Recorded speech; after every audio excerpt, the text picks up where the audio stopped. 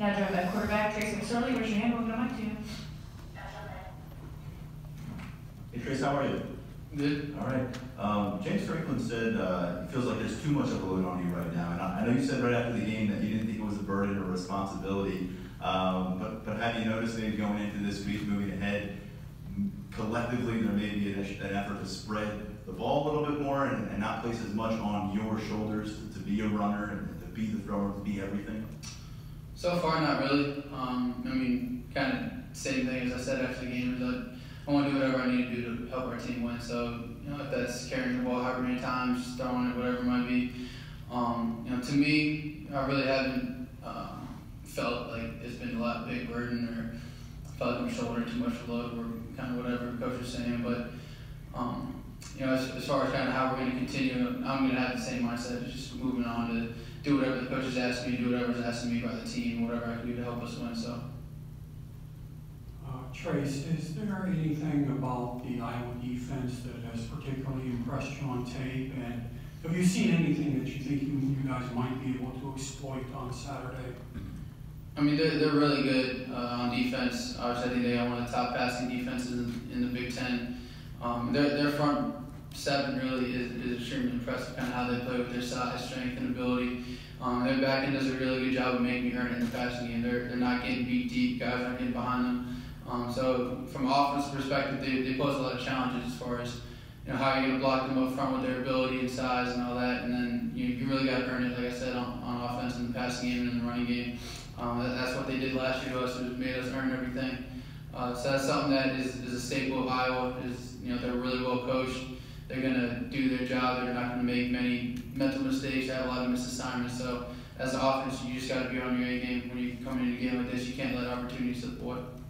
Trace, over the bye week, Miles said that he felt that wheel route was coming. It was just a matter of time before it hit. How nice was it to connect with him on that to open the game against Indiana, and for him to have the team getting 6 receptions again and really going in that aspect? Yeah, I think that's something that we've kind of wanted to get Miles involved in the passing game a little bit more when possible, and for him to be able to have that kind of production in the passing game, I think it opens him up and gives him confidence in the passing game to where he's able to get out in his front a little bit faster, and we can get him the ball. With the type of athlete he is, we've seen the kind of force he can be in the running game, just handing the ball off to him. But if we can do that type of stuff where he's one-on-one in space out on the route, that's only going to help our offense open up a little bit more. And we get him out and get him in the passing game as well. It opens our receivers up, gives them some more one-on-one opportunities, and makes the defense stretch a little bit more in zones. And then Juwan wasn't able to play in the second half. Did you talk to him at all at halftime, sensing frustration from him that he wasn't able to go because he did break off that 59-yarder in the first half? It seemed like things started to click a little bit more. Yeah, I think during the game, obviously, the type of competitor Juwan is, and really kind of any competitor that we got on our team is, they're going to want to play the game as much as possible. And at that point, you kind of known that he probably wasn't going to be able to return in the Indiana game. So he was upset, he was frustrated, but he was doing everything he could to still be a voice for Cam, who was coming in for him, and be a voice for the other receivers. He was on the sideline the entire time, trying in between drives, giving confidence to the receivers, kind of helping them as far as what was going on, so they can understand their job and what they need to do in filling in for kind of his spot. So he did a really good job, I think, as far as embracing the role he was thrust into, kind of with the setback and having that go on in the Indiana game. So he was frustrated, but he handled it really well. Hey, can you remember the first time you met James face to face, where and when? And then in what ways has he changed since then? I think the first time I met him was probably at a junior day at Vanderbilt, back when I was in high school. He's the exact same person. I mean, I almost think word for word the talk that he gave that day is, I can almost guarantee it's what he will talk at every junior day from here until he's done. He's the same exact person that I've always known him, and I don't expect any of that type of change. Well, what about you? How much have you changed since that day? Gotten older, some facial hair. I think obviously, I've grown since then. I think back then I was probably 17 years old, I'm 23 now, so just got older and became more mature, and obviously, grew as a player in the time that I've been here. So. All right. kind of similar vein to that, but teammates have said that you have a pretty good poker face in terms of not letting stuff get to you. At what point did you maybe establish that? Because obviously there have been some things that haven't gone your way this year, there have been drops, but even on the sidelines, you don't seem to let that show. Where does that come from, and how important is it for you as a leader of the team to kind of have that? I think that's something that I've always kind of had. I mean, even, kind of my mom will talk about when I was a kid, she'd be like, don't you ever get mad and like want to kick something or something like that, and I was like, it's out of my control, so there's no point in that, I guess. So that's just kind of always been how I've been. I don't necessarily know why, but that's just kind of my personality is, the things you can't control, there's no sense in kind of getting upset about it or letting that start to affect you, because then it does start to affect the things you can't control. So that's something that, kind of Coach Franklin talks about all the time in our program, just controls controllables, and that's something I think I've been able to do pretty well when things don't go our way, or even, some things do kind of bounce our way, being able to take the positives and negatives that you can't control and work with them and just focus on things you can. Well, I got to follow up. So in what way has he impacted you the most? 6 years is a long time. Yeah, I think as I've gotten to know him and our relationship has grown, buying into, what he talks about with the core values and taking those and applying them to my life. And I think that's been the biggest thing I've been able to do is taking, the positive attitude, having a great work ethic, competing and everything, being able to sacrifice. And those are things I didn't have when I first met him when I was in high school, and now that I've known him for, like I said, 6 years, 7 years, whatever it might be, and I've continued to grow and become an older person and a little bit older man, I guess, is I've been able to add those into my life and carry those off the field and use those outside of football. So I think that's the biggest thing is I've been able to learn from him is, what he's been able to apply in my life since I've gotten here and kind of became a player here and just been able to learn from him. I think Dotson was only on the field for a few plays when you went to him. How have you developed a level of confidence in those freshman receivers, even as they weren't necessarily playing in a stretch of games there? Yeah, I think seeing them in practice and seeing the type of plays that they would make in practice, even if maybe necessarily I'm not the one that's been throwing them the ball the last 6-7 weeks, or it might be, I've been able to get some reps with them. But really just seeing the plays that they're able to make and paying attention to the kind of work that they put in, seeing them after practice getting reps, staying and wanting to get extra film, and early on in the summer they were reaching out to me wanting to get work, and I think that stuff. And even though I wasn't throwing with them and getting a ton of chemistry with them, during the year up until this point, I think those are the type of things that when you get a guy like Jahan who gets only so many opportunities in a game, where I feel completely comfortable being able to go to him and know that he's going to make the play because I've seen him do it, even though I'm not necessarily the one who's been throwing the ball, but I've seen him make those kind of plays, and I've seen him run the routes and have a good understanding of our offense. Trace, go ahead. Trace, where have you seen the most progress in Pat Farmer's game since he got here, and would you have anticipated that a freshman would have such an impact on the offense at this stage of his career? Yeah, I think Pat's done a really good job. He came in, one of the things that he did really well early on was just be physical at tight end. That was something that, I know Coach Bowen really wanted our tight ends to be when he got here was, increase their physicality. And that was something that Pat bought into right away. And, since then, that was kind of his identity that he developed early on is, he was going to go in, he's going to throw his face in there, he's going to hit you when he's blocking. And then as you just continue to grow and get more comfortable, you've seen him develop in the passing game, be able to show off his athletic ability as far as being able to go up and attack the ball, make contested catches when guys are draped all over him, being able to use his size and those kind of things that we've been able to see from him in practice and a little bit in games as well. So he's just continued to grow in his confidence and his abilities that, he's out there playing now. You can kind of see that he's not thinking so much. He's lining up and going. And that's something that you love to see out of a freshman when they get that sense of confidence and they're not thinking anymore. They're just playing. They're playing fast and being aggressive. Trace, Coach Franklin said a little bit ago that he thought that Iowa's front, their defensive line would be the best front that you guys have faced in the last 2 years. Last year, Nelson, number 98, and that 94, really got after it. What do you remember from that game last year, playing those, having to face those guys out of Iowa State? Yeah, and their front seven is really impressive, especially when you watch them on film. It's a group of guys that they play hard. They're big, strong. They're physical. They do a really good job of getting on edges of blocks and fighting through it, being able to use their size and their ability. But they're also, I think, they average probably like 6'6", 6'7", or something across the board.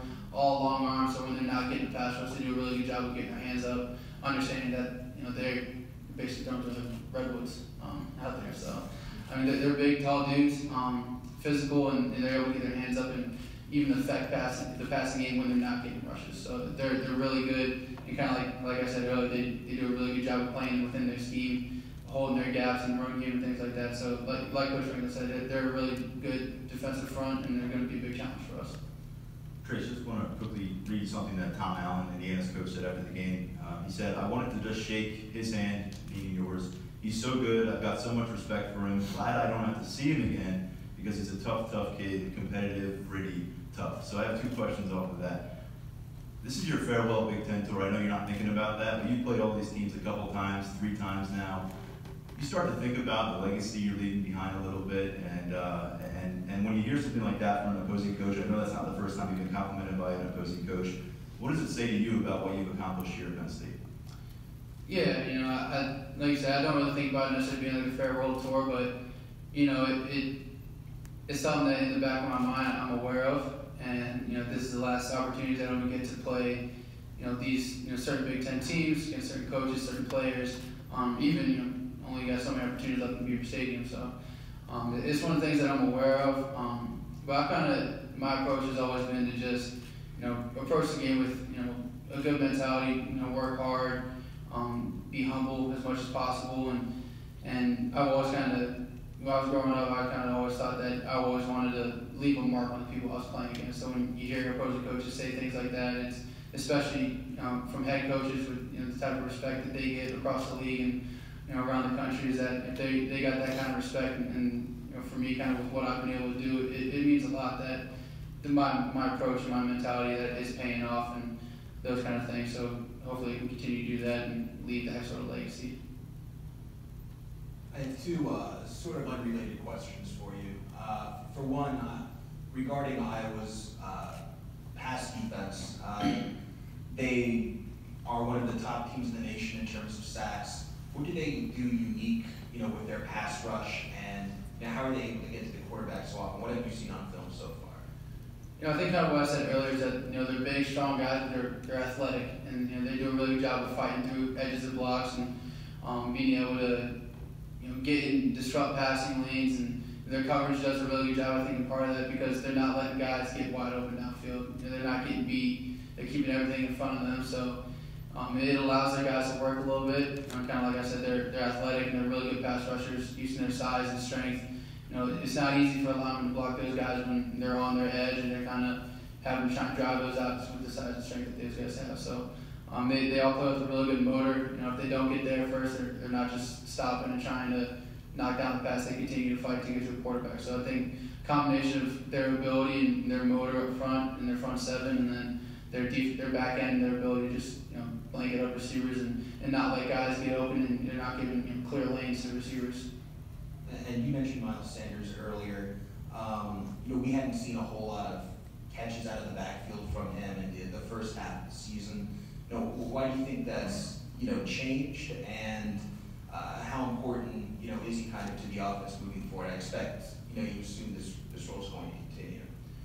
Yeah, I think we hadn't done it a lot, getting Miles involved in the passing game, but he's done a really good job of just staying at it in practice, wanting to get extra reps, just catching the ball, running out of the backfield, those sort of things. So he's done a really good job as far as just continuing to work at it, getting on the judge machines, whatever you can do to be a factor in the passing game.